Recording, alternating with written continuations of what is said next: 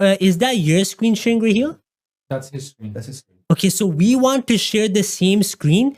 And you see where he cut it off? Yeah. This is the Jaliyat of the Yahud. Where are you? He cut the reference off. Why? The answer is right after that. Why did you cut the hawala off? The same page mentions the next statement. Why did you cut it off? This is unacceptable. I'm sorry, Ibrahim Sahib, I'm raising my voice. This is unacceptable in every way whatsoever. So we're going to share the screen now. Let's get the screen. I will share it all now. I will share it. Yeah, just give me 1 second. I'm just putting it onto the PowerPoint. This is what we call yuharrifun al-kalima an mawadihi, what the Yahud used to do. Imtiaz just did that. And I'll be honest, I didn't expect this from him. I did not expect this from him, but he always amazes us. So let me show, I'm just saving the PowerPoint quickly because obviously we don't have screen share option. Can I just make the point? How different is the approach to the answer here? Hawala's been pulled up and we've been told to defend a belief. Everyone is working to get the reference out with the whole reference to read it out loud without prior knowledge of this question. And he's cut it. But we will now show the whole proof. I have and it. this will be a humiliation. Give me a simple question. Exactly. Yes. Simple question. This is why there is the ilham in Nimo. It's really a simple question. Yeah. So I'll just put it on screen now. I hope it doesn't lag now. Okay, so share screen. So my only thing is, Imtiaz, you could have asked your question without cutting the reference in half. And what shocks me is, if it was on the next page, we can do Husna Dhan, right? But he literally cut the same page. This is what bothers us. Now it's processing. Now he quoted Malfuzat volume 5, right? Where Hazrat Mirza Ghulam is asked about, can a Nabi be a woman? And it's just processing. I want the scan to be on the screen. It's possibly, yes, there. So as you see, Imtiaz cut it off. This isn't even the middle of the, sorry. Yeah, right here. So the, no, the On the right hand side. You see, 1 second. On the same page, yes, on the same page. I'm just gonna zoom in on my laptop. I want to read it out because the same page refutes him in every way possible. So Hazrat Masih Maud mentions on the same Malfuzat, it mentions about the women cannot be Anbiya, right? Because they cannot reach that sense, which even normal human beings who reach the Sahib-e-Martaba, that level cannot be Anbiya. Ek naya nukta on the same Mazmun Masih Maud after Namaz-e-Maghrib, and this is the Hawala, and I think you guys read it now. He cropped this out. Like the Yahud, what does Masih Maud say? Baad Namaz-e-Maghrib, Hazrat Aqtas ne is takreer ka i'ada farmaya. The same speech. And I highlighted it quick, so I missed the cup. But now, I'm sorry about that. But the same speech, Ibrahim said. Masih Maud comes after namaz and he says... There could have been doubt. Yeah, Masih Maud had left. Of course. And there was nothing there. And this is, he had a point. Yeah. Right? Yeah. This is how Allah protects. Yeah. Allah helps his believers, alhamdulillah. Masih Maud says, इस वक्त में उम्मत मूसवी की तरह जो मामूर और मुजद्दिदीन आए उनका नाम नबी रखा गया, that the मुजद्दिदीन of Musa alayhi's ummah were called Nabi.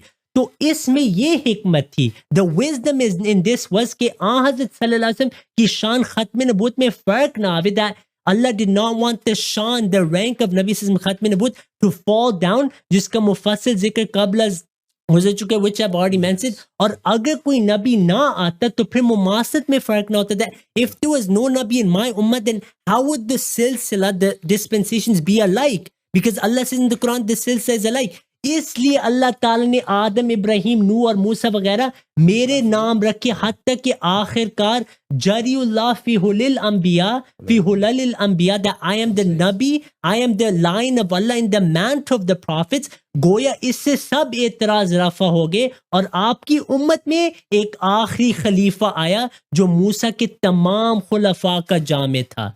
So Masih Maud is saying, just like their ummahs had Anbiya, in this ummah one Nabi had to come, and that is me. I translate for you. Yes, yes. I asked, after the Maghrib prayer, His Holiness repeat the speech recorded. Yes? You want to mention earlier, that note. Yes? In his age, when the messengers and reformers who came in the image of nation of Musa were not called prophets. The wisdom behind this was to avoid insulting the Prophet, peace be upon him, yes? And not to diminish the status of the seal of prophethood of the Prophet, yes? Had no prophet been sent, a mismatch would have occurred. Therefore, God called me Adam, Ibrahim, Nuh, and Musa until he finally said about me, God dressed me in the garb of prophets. He thus removed all objections. Simple for people. Muhammad Sallallahu is the Khatme Nabiyyin. Yeah. It's an insult to his status. An insult to his status. That every time a prophet will be raised. That is what we say when we say last Nabi, which means it's almost to have that say. What he did, like Bani Israel, again, like Bani Israel, subhanAllah, and I told him exactly the same what he said. If you see, even for me, because I don't know Urdu, we have to take it from the Arab. All Malfuzat is in Arabic. All the books of Masih Maud are in Arabic now. I have it. What he said, you saw it. He cut it from down. He showed one part. The question is for all the audience who's looking now. Why did he deceive show only one part and not the other part? He doesn't need to ask this question. The answer, Mirza Ghulam Ahmad gave him the answer.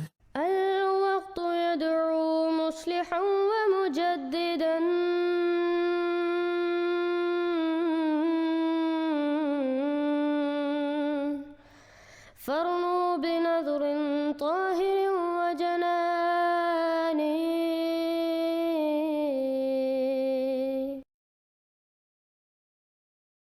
Assalamu alaikum wa rahmatullahi wa barakatuhu.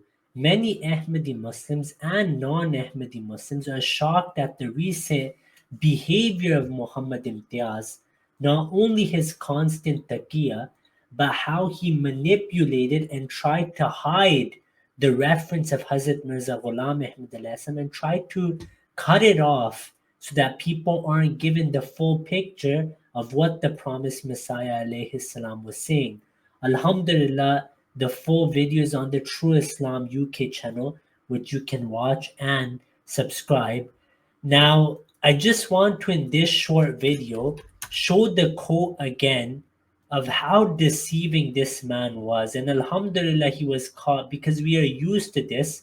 What he does is he gets quotations of the promised Messiah and cuts them in a place where the answer is. So people get confused. Now, he deceived twice with this reference. His point, I will share as well what he was trying to say, and then I will show you what the promised Messiah alayhi salam is saying. So this is Malfuzat, volume 5, and he quoted page 65 as you see, and he cut it right here where the line is, so no one sees the continuation of the speech and no one sees what topic is being discussed. So if you start a few pages back where the speech actually starts on 15 April 1903, Hazrat Mirza Ghulam Ahmad is explaining that the Muhammadi sallallahu alaihi wasallam silsile mein Mousvi silsile ki tarah Nabi kyun nahi aaye.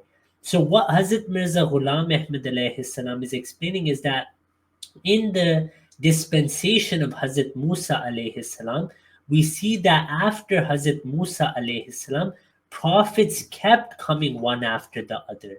But of course, this wasn't going to happen with the ummah of Hazrat Muhammad sallallahu alaihi wasallam, because he himself prophesied that after me there would be khilafah, and then in the end times Allah would send a prophet from my ummah who would resemble Hazrat Isa alayhi salam, as the Prophet Muhammad sallallahu alaihi wasallam clearly explained that this Isa ibn Maryam will be from the ummah, he will be an imam, and even described his complexion as someone completely different to the Messiah of Bani Israel. And of course, the Prophet ﷺ explained that Hazrat Isa alayhi salam has died, and this is what the Quran shows. So that Messiah of Bani Israel is of course now coming. Now here, Hazrat Mirza Ghulam Ahmad alayhi salam, I will summarize, explains that just because the ummah of the Prophet ﷺ resembles the ummah of Hazrat Musa alayhi salam, it doesn't mean that every single thing will be completely the same. For example, Hazrat Musa alayhi salam had many prophets in his ummah,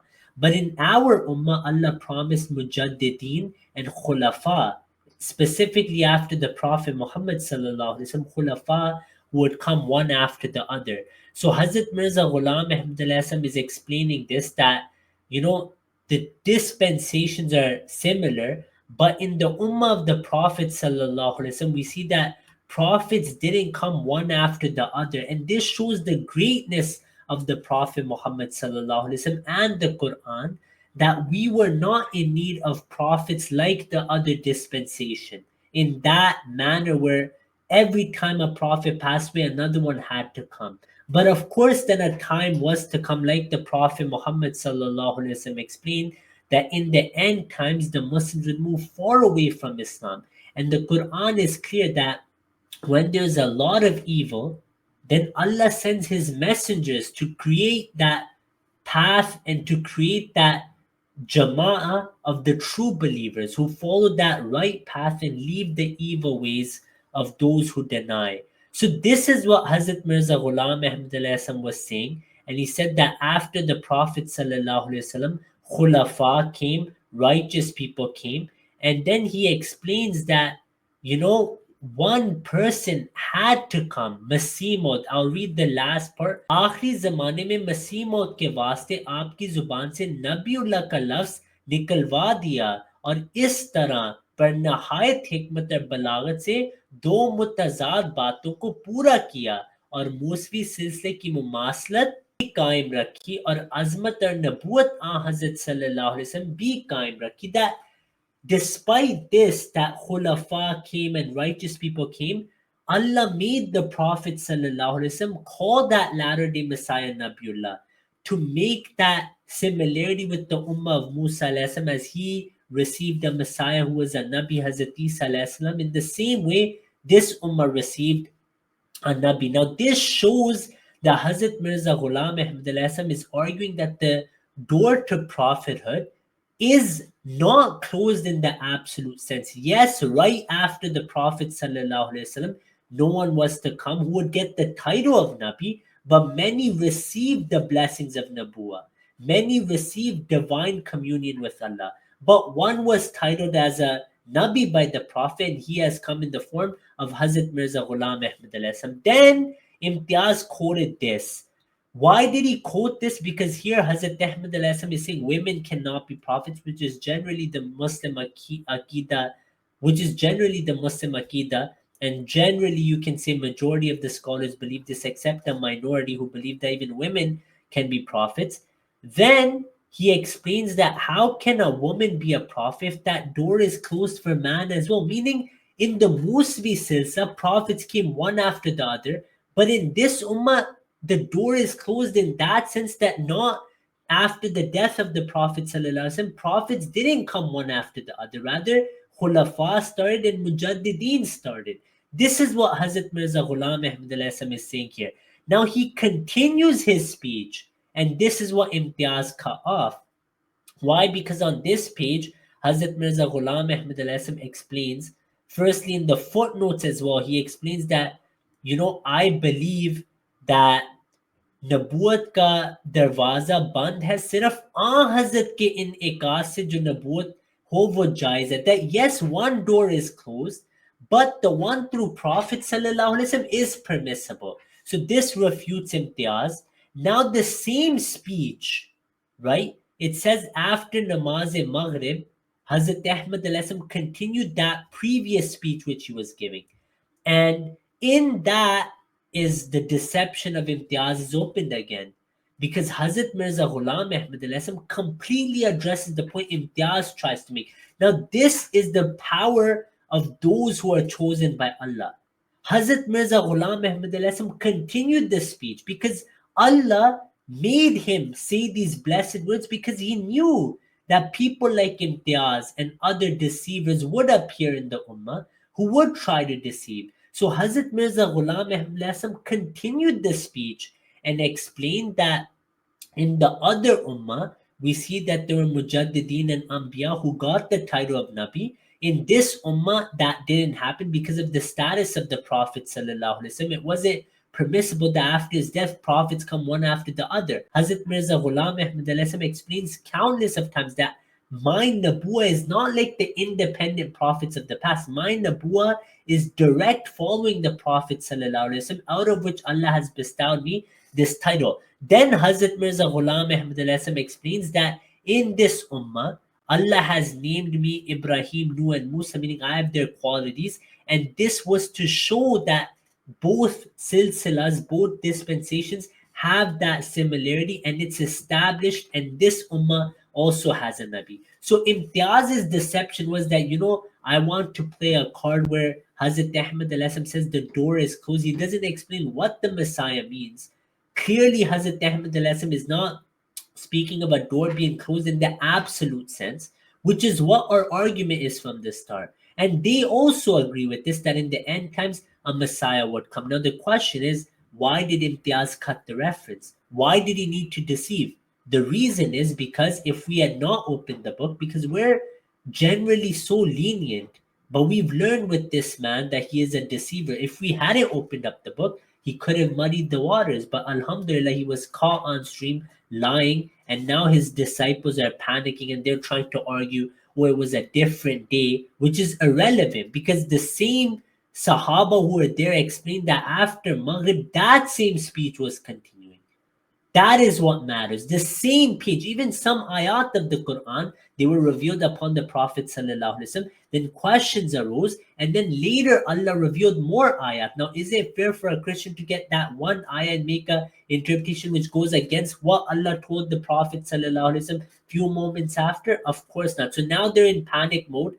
But today there will be a live stream in around 2 hours where I will show the deception of this man, where he has accused the Prophet ﷺ of believing of walayat takwiniya and istighatha. So the viewers are requested to join that live stream. Assalamu alaikum wa rahmatullahi wa barakatuhu.